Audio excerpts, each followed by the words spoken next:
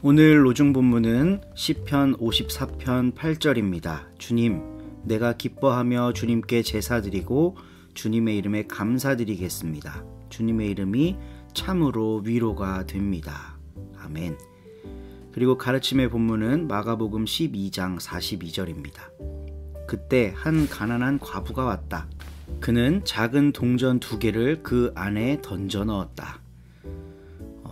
오늘 가르침의 본문은요, 가난한 과부가 하는 이 헌금의 행위를 본받자라는 취지의 설교로 많이 이용되었습니다.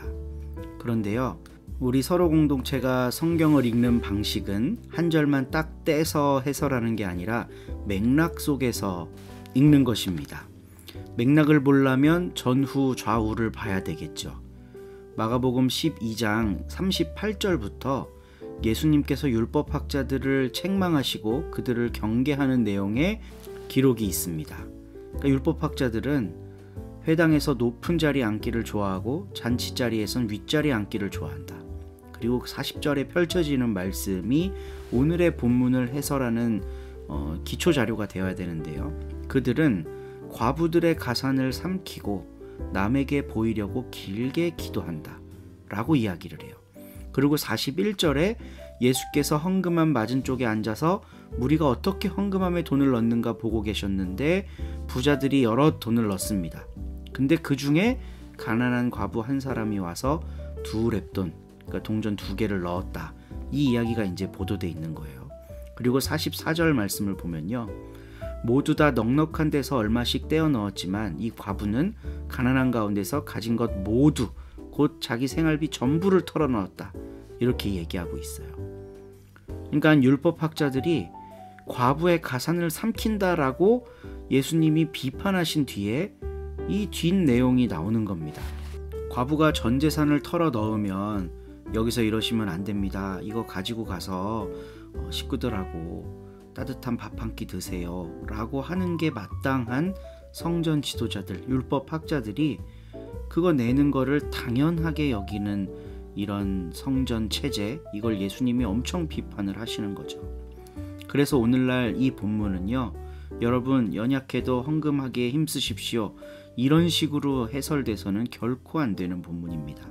가난한 사람이 찾아오면 하나님의 따스한 온기를 느낄 수 있는 공동체, 우리 서로 공동체가 될 수 있다면 좋겠습니다. 오늘도 좋은 하루 되시고 새해 둘째 날입니다. 파이팅입니다. 2장. 그 무렵에 로마 황제 아우구스토가 온 천하에 호구 조사령을 내렸다. 첫 번째 호구 조사를 하던 때 시리아에는 퀴리노라는 사람이 총독으로 있었다. 그래서 사람들은 등록을 하러 저마다 본 고장을 찾아 길을 떠나게 되었다. 요셉도 갈릴레아 지방의 나자렛 동네를 떠나 유다 지방에 있는 베들레헴이라는 곳으로 갔다. 베들레헴은 다윗 왕이 난 고을이며 요셉은 다윗의 후손이었기 때문이다. 요셉은 자기와 약혼한 마리아와 함께 등록하러 갔는데 그때 마리아는 임신 중이었다. 그들이 베들레헴에 가 머물러 있는 동안 마리아는 달이 차서 드디어 첫 아들을 낳았다. 여관에는 그들이 머무를 방이 없었기 때문에 아기는 포대기에 싸서 말 구유에 눕혔다. 그 근방 들에는 목자들이 밤을 새워가며 양떼를 지키고 있었다. 그런데 주님의 영광의 빛이 그들에게 두루 비치면서 주님의 천사가 나타났다. 목자들이 겁에 질려 떠는 것을 보고 천사는 두려워하지 마라. 나는 너희에게 기쁜 소식을 전하러 왔다. 모든 백성들에게 큰 기쁨이 될 소식이다. 오늘 밤 너희의 구세주께서 다윗의 고을에 나셨다. 그분은 바로 주님이신 그리스도이시다.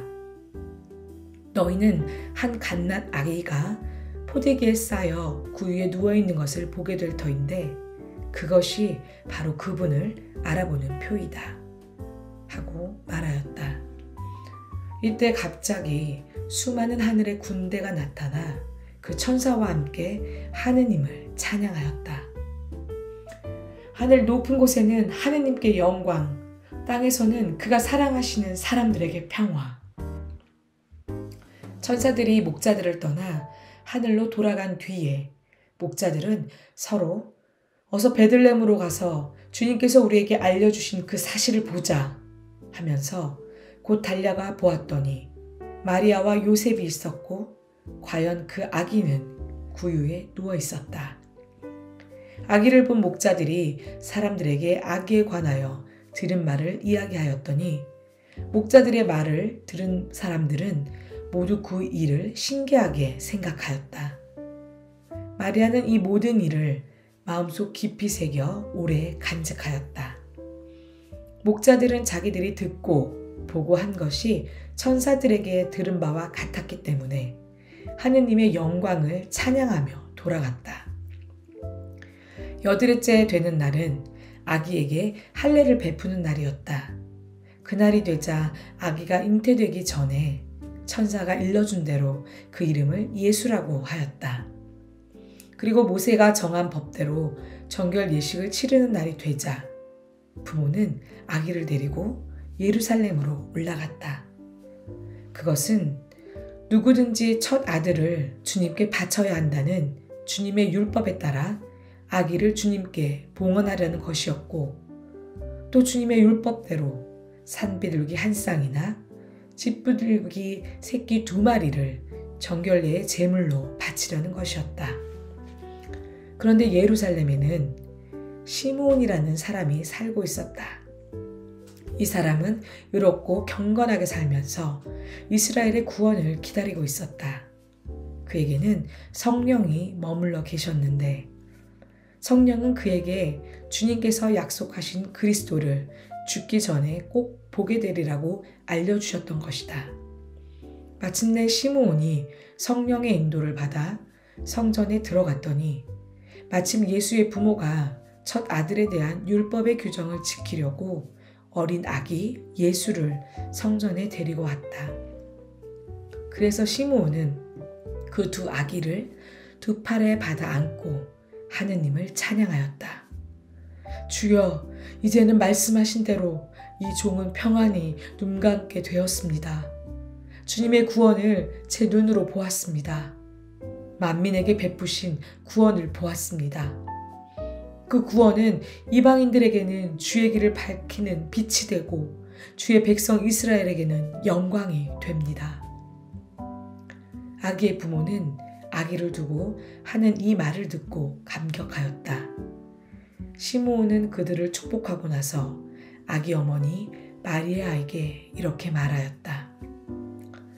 이 아기는 수많은 이스라엘 백성을 넘어뜨리기도 하고 일으키기도 할 분이십니다. 이 아기는 많은 사람들의 반대를 받는 표적이 되어 당신의 마음은 예리한 칼에 찔리듯 아플 것입니다. 그러나 그는 반대자들의 숨은 생각을 드러나게 할 것입니다. 또한 파누엘의 딸로서 아셀지파의 혈통을 이어받은 안나라는 나이 많은 여자 예언자가 있었다. 그는 결혼하여 남편과 7해를 같이 살다가 과부가 되어 84살이 되도록 성전을 떠나지 않고 밤낮 없이 단식과 기도로서 하느님을 섬겨왔다.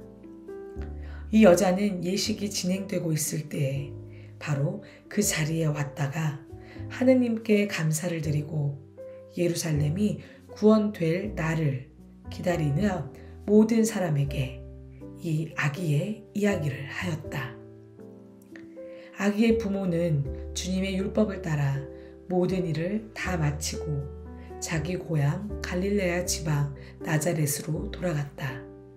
아기는 날로 튼튼하게 자라면서 지혜가 풍부해지고 하느님의 은총을 받고 있었다. 해마다 과월절이 되면 예수의 부모는 명절을 지내러 예루살렘으로 가곤 하였는데 예수가 12살이 되던 해에도 예년과 마찬가지로 예루살렘으로 올라갔다. 그런데 명절의 기간이 다 끝나 집으로 돌아올 때에는 어린 예수는 예루살렘에 그대로 남아 있었다. 그런 줄도 모르고 그의 부모는 아들이 일행 중에 끼어 있으려니 하고 하룻길을 갔다. 그제야 생각이 나서 친척들과 친지들 가운데서 찾아보았으나 보이지 않았으므로 줄곧 찾아 헤매면서 예루살렘에까지 되돌아갔다.